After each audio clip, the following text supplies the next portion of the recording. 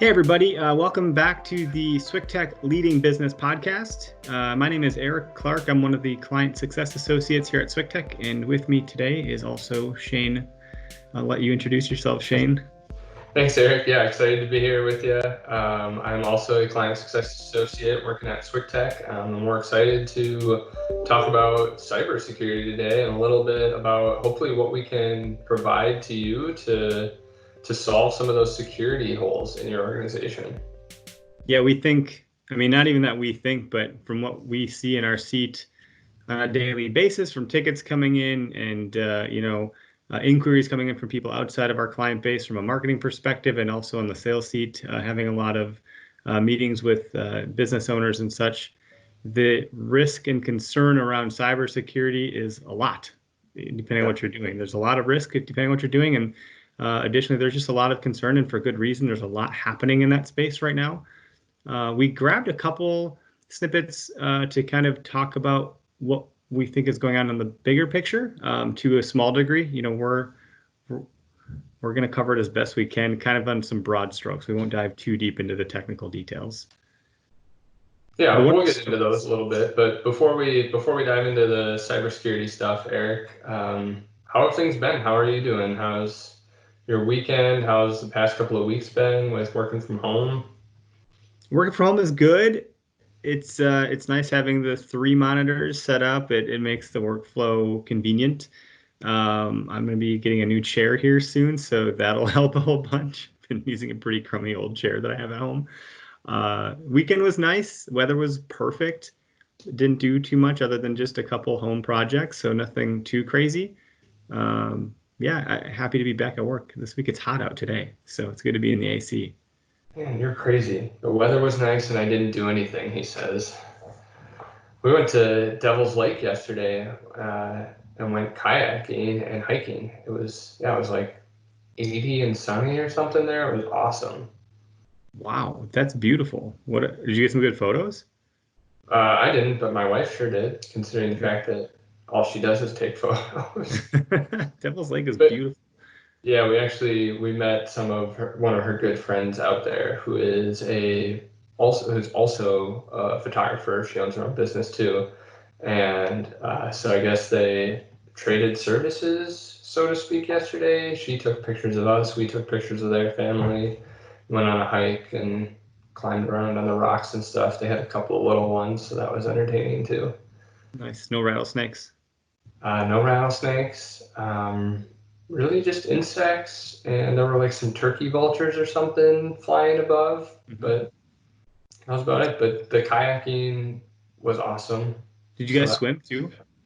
A little, just like to get into the water and stuff by the kayaks and things like that. We didn't like jump in or anything, but yeah, that's a pretty place. I actually did. Well, I did take my daughter fishing, and she likes to say shish. So she caught 2 shish, and it was a very exciting day for her. Nice. We did get out a little bit, just not too much. It was pretty local. Certainly not out to Devil's Lake or anything. Yeah. Nice. That's great. That's great to hear. So yeah, speaking of Devil's Lake being like this deep, kind of ominous, unknown lake, right? It's got this scary title, Devil's Lake. I don't know. I feel like that kind of fits nicely with cybersecurity. It's this deep, uncharted water, right? Maybe that's right. Yeah. I don't know. I'll give you that one, I guess. Okay. So you shared an article, I shared one. The one that you shared talked about cybersecurity insurance companies. I shared one similarly to that. What was one that you had shared? Yeah, actually, funnily enough, obviously we plan these topics at least a little bit in advance. So we didn't pick to talk about cybersecurity today, but I did some quick research this morning, and a few hours ago, Kaspersky, one of the larger cybersecurity firms in the space, they've had, antivirus software before antivirus software was cool. So they've been around for a while. They announced that they're going to be sharing free online security talks. So it's been pointed out that cybersecurity is such a major concern in today's landscape that these major companies, these large organizations are literally starting to offer up help for free, right? They're offering up their knowledge and their know-how just to try and stem some of the malicious attacks and the malicious actors that we have out there that are trying to break down these walls of these businesses to steal money. So, it always, we see this with IT and with everything, right? It's not my problem until it's my problem. But I feel like cybersecurity is exploding to the point where everyone is realizing it's a problem, even if it hasn't happened to me yet. And so we're all trying to kind of help. And I hope that this podcast offers some of that too, right? I hope that this chat about cybersecurity and some of the webinars and stuff that we're doing around security, I hope that those really bring a lot of value to companies just so that they can know what they can be doing to protect themselves. So it was cool to see Kaspersky have that mentality, have that thought process, kind of the same way we are. It's a big deal because they're not small. They're a big old company. Like you said, they've been doing cybersecurity and antivirus since before it was cool, kind of, right? When it used to be annoying pop-ups. Yeah. That's fascinating. There's an organization called Coalition that just received a $90 million Series C funding round that closed. And previous to that, they had closed a round for $40 million for their Series B. I don't know what their Series A round was, but these are big, big numbers. And Coalition is a cybersecurity insurance provider. So when you see things like that happening in the marketplace, those are very big dollars going to some, some big companies that are playing in that space in terms of like the equity partners and things like that. But there's a lot of attention going to that.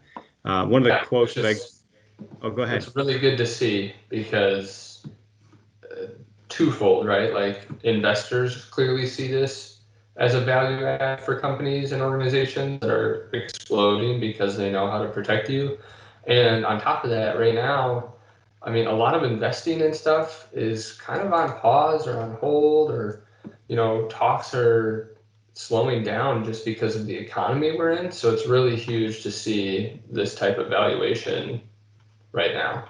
Yeah, they've made it to unicorn status, effectively, which is crazy.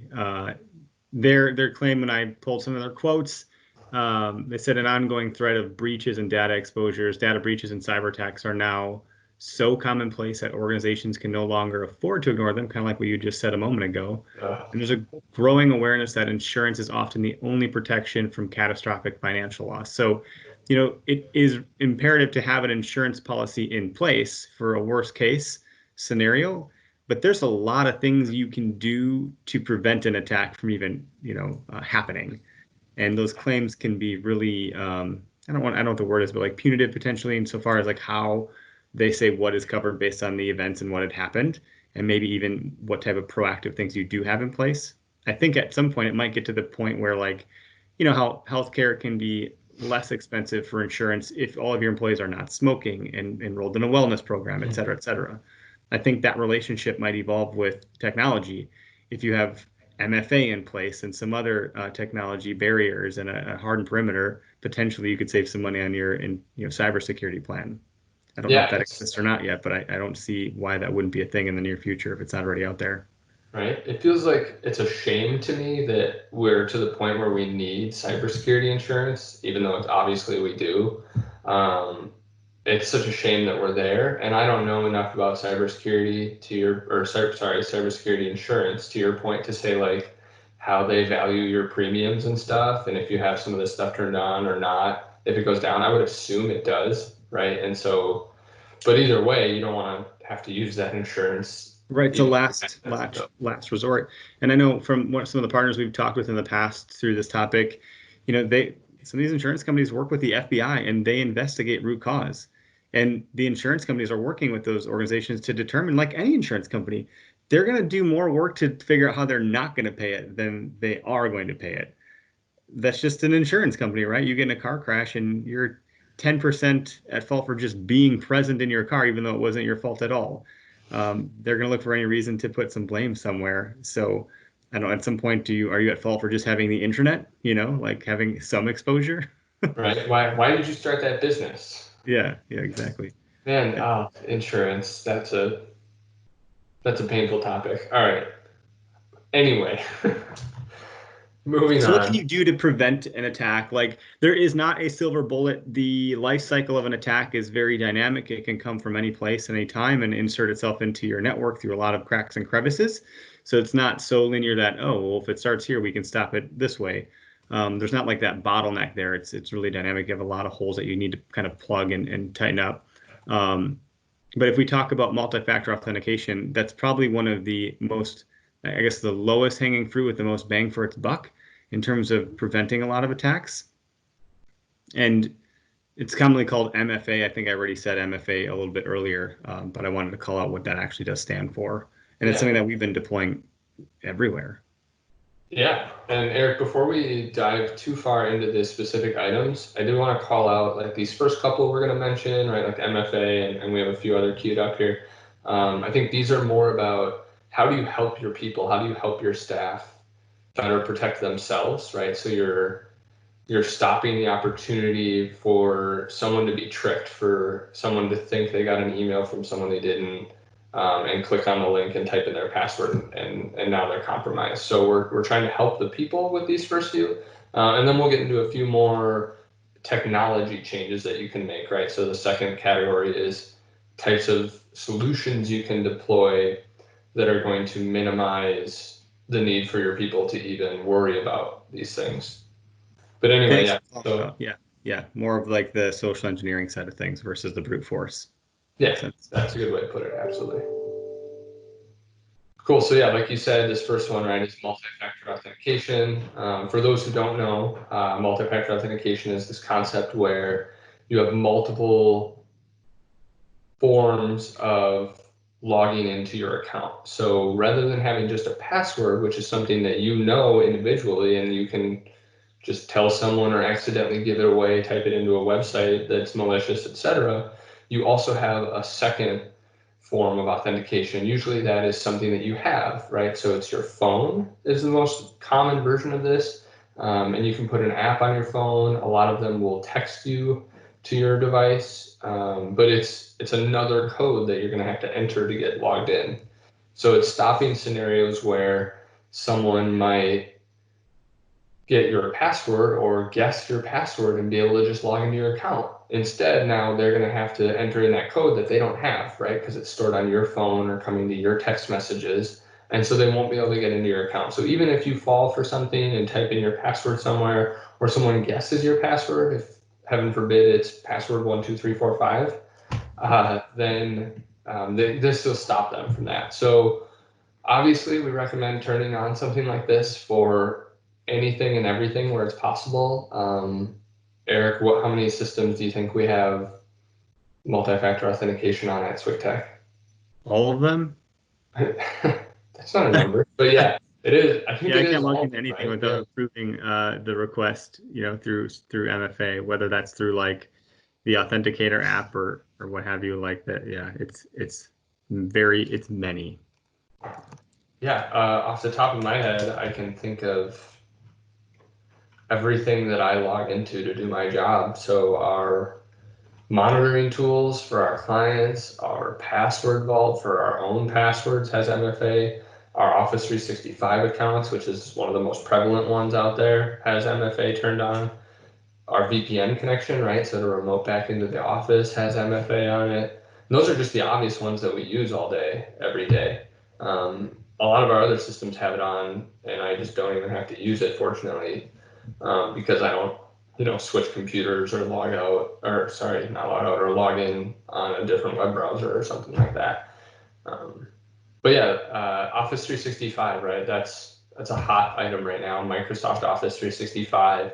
Everyone's using it. If you have a business that started recently, or if you're up on technology, you're probably using Microsoft Office 365 for your email environment, maybe even for the Microsoft Teams collaboration piece, for communicating with meetings and calls, recording your podcasts like we do at SwickTech. Mhm. There's all kinds of uses for Microsoft Office 365. And even if you're not maybe using Office 365, you're going to have a very similar tool, right? Like G Suite from Google, something of that nature where you're hosting your email through a third party, because it just makes so much more sense nowadays. You get so much more technology and features from it, Mm-hmm. rather than hosting it in-house. And so everyone's got this, but not everyone turns on MFA, right? It's not like a standard Like you practice. have it on your LinkedIn account, you have it on your Facebook, you have it on Instagram, like even the places you might spend time socially, digital social, uh, you can, it's the functionality is there. You just have to go turn it on. Mhm. And it might feel kind of, like there's some friction as you start to go down that path. But every time you're requesting that information, you feel good about it because you know if some bad actor gets in there and you see that come through, you're gonna be like, holy crap. I didn't try to log in right now. Someone just tried to hack me. And you'll have that awareness that you just prevented someone from getting your information. And like, especially as business professionals, like the one area we recommend to do it if for personal is go to LinkedIn. If you're spending any time there as a business professional doing any sort of networking or even job hunting for like HR, et cetera, or like recruiting, then like please go to LinkedIn or Google how to turn an MFA on for LinkedIn. It's very easy. And once you do it, it's set up and you're good. And if someone tries to log in that's not you, you're gonna get that notification. You just simply deny it. It's interesting that you point out the like friction or traction that some people might get from the first time of like starting to learn how to use MFA and stuff. But it's not as hard as it sounds. Honestly, like your bank account probably already has it turned on, even if you don't realize it. A lot of banks It's required. automatically use multi-factor authentication, and they'll text you if there's a login from a different computer or IP address that's You say showing. this was me or this wasn't me, right? Like, and Yeah. then there's Yep. two-factor authentication, there's multi-factor, and I forget there's another leg up from multi-factor. I think it's like dynamic multi-factor or something. But like any of those things is better than not having it at all. Yep. And there's certainly ways around it, right, Dave? There you can research it, and there's articles that talk about how there's firms that have figured out a way to like hack multi-factor authentication, but the odds of that happening compared to just the traditional compromises are so much smaller that it's just still a huge boost to your security to have it turned on for those tools that you have in your environment.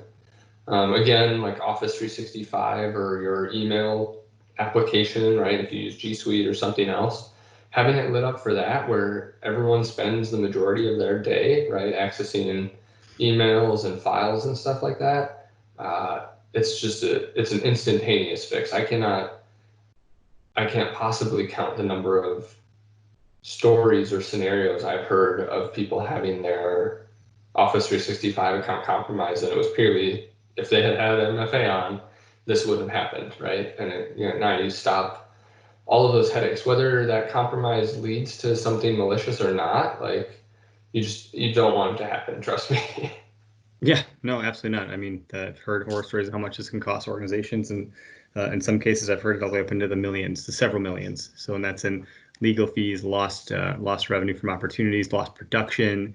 The ransom itself, having to pay that back. Like the costs are greater than just paying some ransomware. It's your reputation, it's your employees' time and effort if they have to go back to some sort of analog mode or something like that, or they lose a month of work or a day of work or whatever it looks like, the mental anguish of having to recreate a spreadsheet or something you've worked very hard on or a PowerPoint, like not good, not good. So it's one of the best ways to, like you said, increase your security posture, make a big impact on it. The next one on the list is password vaults.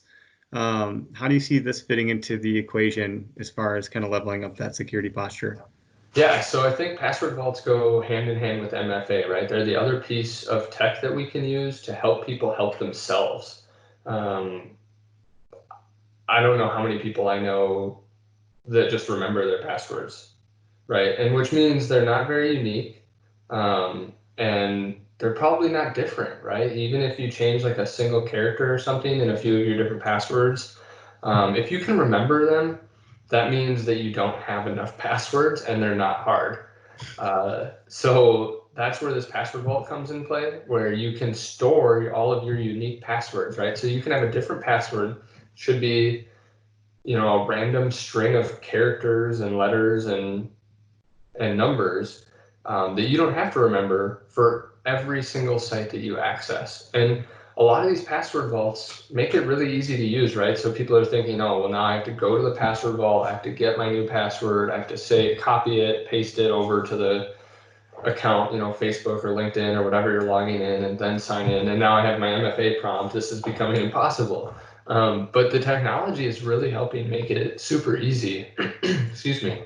A lot of these password tools now will have ways that you can have some sort of browser extension or a quick, easy way to copy paste that password from your password vault securely, right? Just locally on your computer so that you don't have to remember those passwords.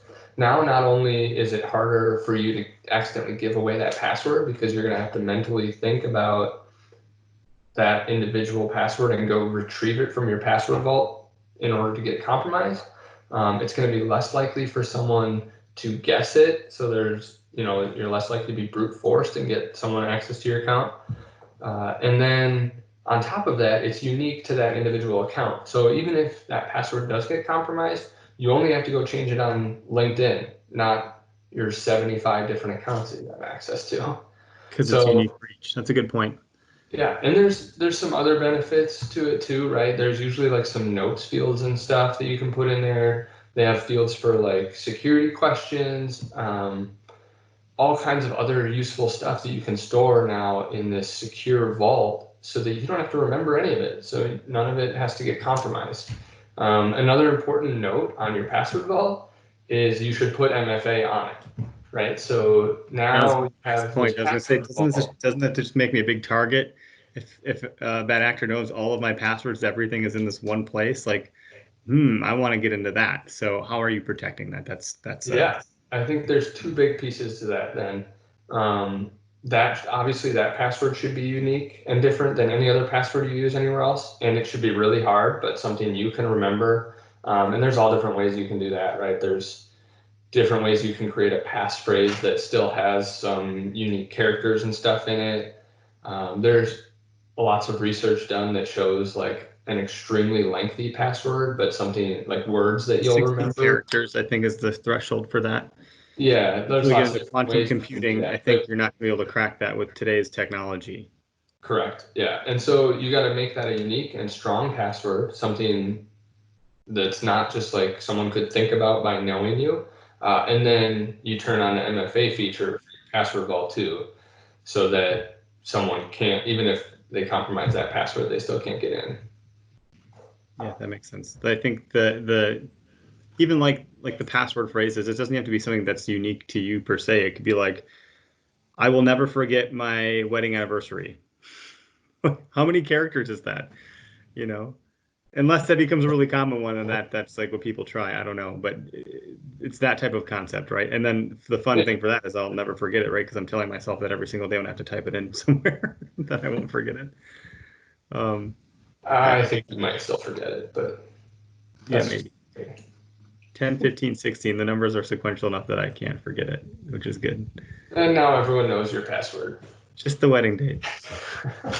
So now everyone else can help remind me for my anniversary so I don't forget. It's actually Well, it's a fun side story. My wife's birthday is like right around the same time as our anniversary. So one year I remembered her birthday, but not the anniversary. I was like, oh, no. did we just celebrate that? And she's like, that was my birthday. I was like, oh, or something. Yeah. Oops. And you're still happily married, hey? Yeah. Yep. Interesting. So the type one is helping your people. So, just a quick recap, multi-factor authentication is a way to help them protect them from social engineering. The password vault is a way to help make sure that there's not passwords sitting on post-it notes throughout the office or that it makes something really easy to compromise. And then on the business side, having that one-to-one, like if you use a LinkedIn, let's just use that as the example again for your company page, that shouldn't be someone's personal password that they remember. If they move on, how are you going to get in there, right? You're going to have to do a password reset. That's really frustrating. Maybe you don't know the email they use to log in. Like now everything's in a common place and it's owned by the business. So as people spawn off different accounts at various websites across the internet for whatever, and I speak to the marketing things like Adobe Creative Suite or Canva or LinkedIn or whatever it is, Facebook Business Manager. Those are all passwords and usernames that the business should own and have access to, right? Not Susie at gmail.com because Susie is the marketing manager. Yeah, that's a super critical point, Eric. And to kind of layer on top of that, I also want to point out both MFA and some sort of password vault or manager are useful tools for at home and at business. So I do want to call it, you can do this for both, right? Eric mentioned like turn on MFA for your LinkedIn and your Amazon account and your Facebook, like the simple things that you have at home. But MFA and password vaults also offer really powerful tools for businesses. So yeah, an individual can go in and turn on MFA for their Office 365 account, but really what should be done for a business if you have an Office 365 tenant from Microsoft is you should be enforcing MFA at the top to make sure that every user in your organization has it turned on. And then the same can be said for password vaults, right? You can get an individual password vault account, right? A lot of them are like free for one-off users. You can just go get LastPass or 1Password. There's all kinds of them out there. Bitwarden is another one. There's a bunch of them. And then they also make a business grade version, right? So to your point, Eric, you can store shared credentials in there. This password vault is owned by the business. Usually they can be branded with your logo, et cetera, to make it feel like it's part of your organization. And then people can store their individual passwords in there as well as shared departmental passwords that multiple And people can prevent get. access from one department getting into another, et cetera. So now it's controlled. Yeah. Um, right. So like me as user, I can't see the password for all of our client systems or like our banking information, right? But I can see our marketing folder and I can access that stuff, et cetera. So yeah, it's a great call out, very valuable tool for a number of reasons, but security being the biggest aspect of that. There's some ancillary benefits there. Type two, we have noted as changing your actual technology. I added the word actual in there. We call out only a couple things. We're not going to go super deep on today's show. We want to keep these things not too long, but we wanted to touch on spam filtering. And there's a couple of tools or some tooling that we leverage at SwickTech, but there's some things that, obviously there's third-party things out there that others can use too. We want to talk about the one that we're using because there's a lot of success with it.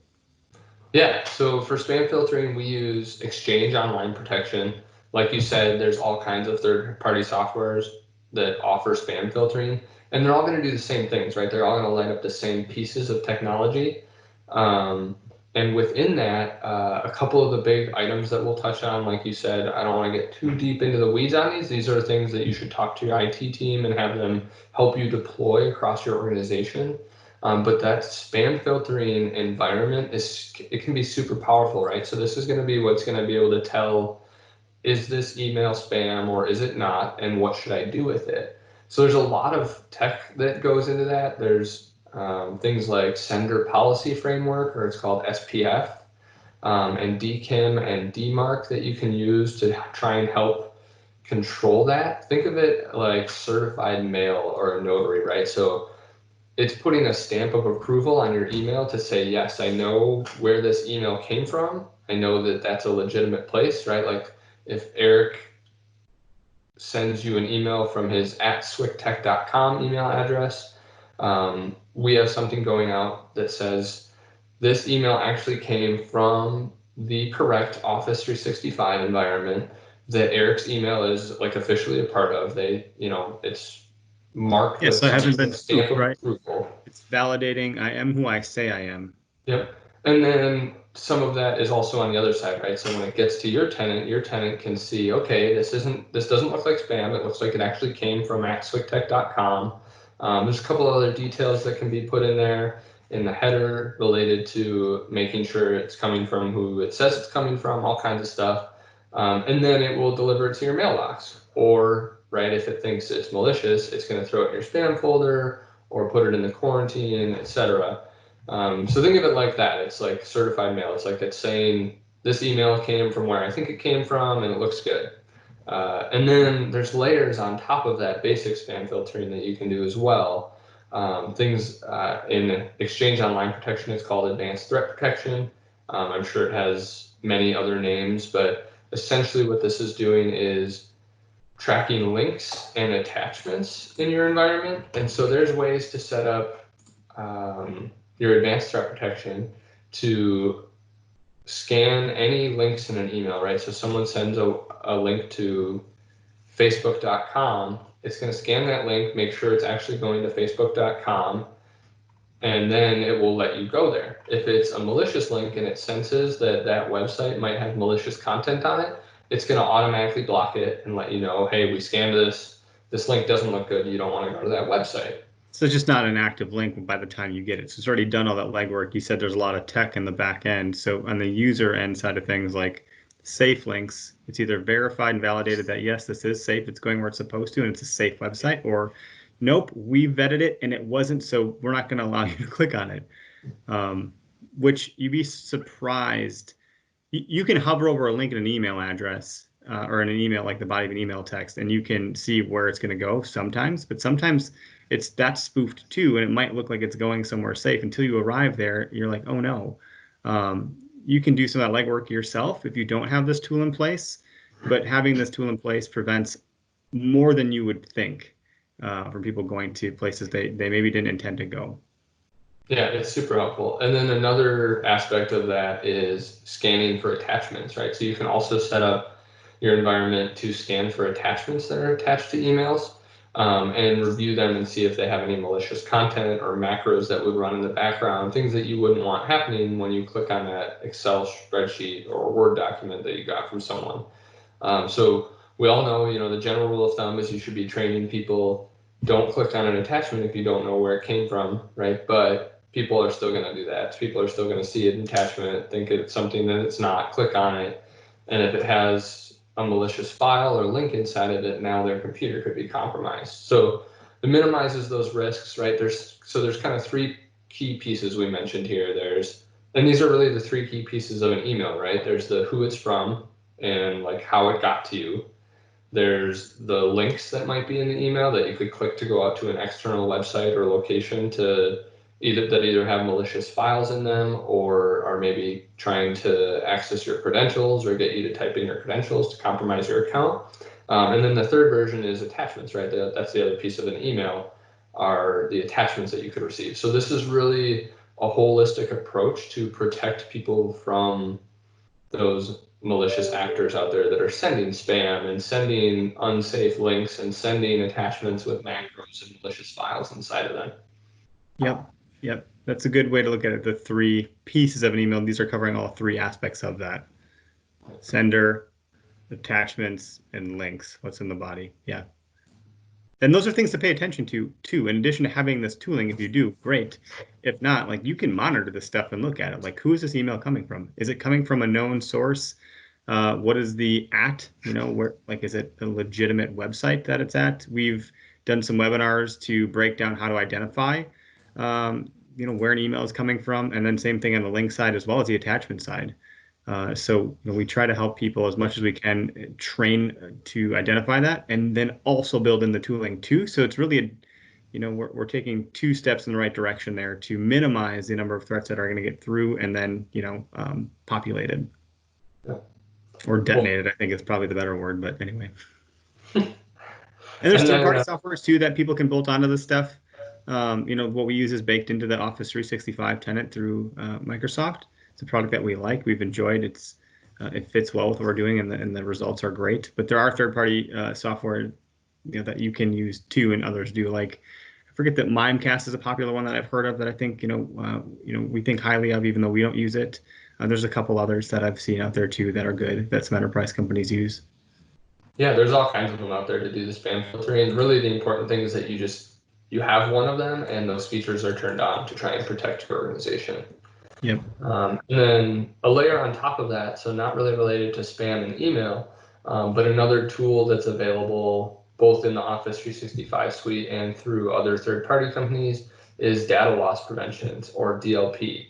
And the idea here, we won't get too far into this one, but the idea with data loss prevention is it helps you find ways to protect against losing your data or losing your content, whether that be malicious from like an outside source, or maybe a disgruntled employee who's leaving the organization and is trying to like download or delete a bunch of data from your environment. There's a lot of knobs and dials that you can turn with data loss prevention to audit and monitor and control and detect what's happening with your environment, whether that be OneDrive files or files on a file server, to try and help you keep your data safe and protected, and make sure that nothing gets out or someone gets in.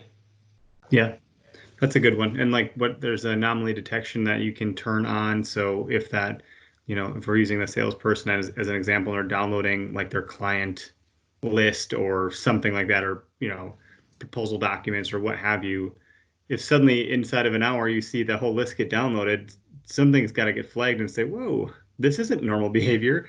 Either they, like, what is it that they're doing? And it can give you some inference as to what's happening. So maybe there's signals that you can, discern, well, if this, then that is a likely outcome or something like that. So yeah, we have that enabled at SwiftTech, and we've had scenarios come up where one of the engineers sees this light up, right? They get a notice that something happened, and they'll reach out to the individual. We haven't, fortunately, it hasn't been like a negative scenario, right? It's like, oh yeah, I was doing something, I was moving some files around, and so it was acceptable. But it's really good to see that technology actually works and lights up those features and alerts to let you know something is awry. Yep. Pretty cool technology. And that comes with the Office 365 environment once you get into that space. That's just one example of a tool. There's plenty of what I would say tooling in there that you can access and turn on, and like the knobs and dials that you had mentioned. It's pretty powerful stuff. It's a world that, you could do that stuff without being in there, but it would cost a lot and you need an army. And now you can, use Microsoft's army to deploy that at, like a fraction of the cost or practically for free in comparison. Yeah, especially with the security focus. And then, before we wrap up, we do want to call out some of the upcoming webinars that we have and kind of why we're doing them. This publishing data, this podcast is going to get really close to the next one we have coming up, the Teams, Microsoft Teams 201 webinar.